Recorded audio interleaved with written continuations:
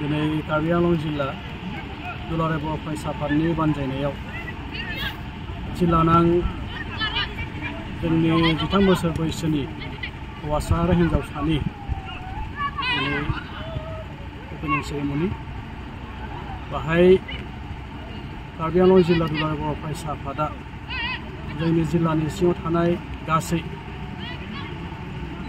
9टा जोङो आनसलिकखौ लानानै दिनै ओपनिं सेरेमनिखौ खालामनाय जादों।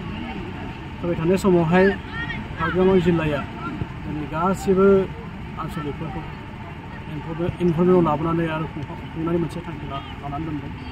जियानो हक दुलाराय बर' फरायसा आफादनि जे मोनसे मावथांखि बड'फा गोजौथायारि सोलायनाय मावथांखि, बे मावथांखिनिनो मोनसे आयदा 13 बोसोर बैसोनि जोलुर बादायलायनाय, बेखौ जोंनि जिल्ला हिसाबै गाजा गोमजायै दिनै खुंफुंनो आखायाव लाबाय।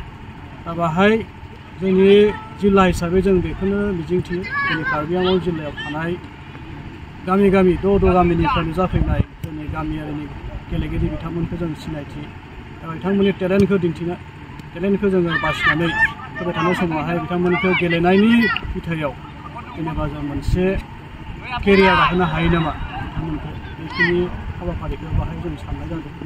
दुलाराय बर' फरायसा आफादनि जि गेजेरथायारि सोलायनाय मावथांखि, बेनि गेजेरजों जों कार्बि आंलं जिल्लायाबो गोख्रोङै बे मावथांखिखौ मावफुंनो आखायाव लादों।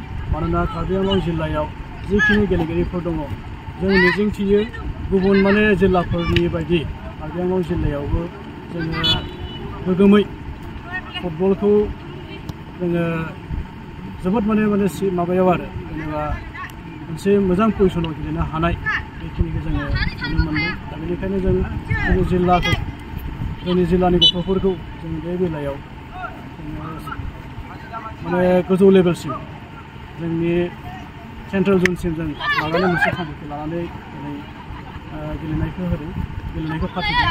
दा जियानो हक कार्बि आंलं जिल्लानि जिखिनि जोंहा गथ'फोर दङ, बिथांमोनखौ जों मोनसे खाबु होनो थाखाय नाजादों। दा जिल्ला हिसाबै जोङो जिखिनि दा गथ'फोरखौ मोनसे फुटबल गेलेनायाव सांग्रांथि लाबोनाय, लोगोसे बे फुटबल गेलेनायनि गेजेरजों जों गथ'फोरखौ माबायदि बिथांमोनखौ बे गेलेनायनि बिथिङाव जेनेबा जोङो केरियार दाहोनो हायो नामा, बेखिनिखौबो जों साननो थादों।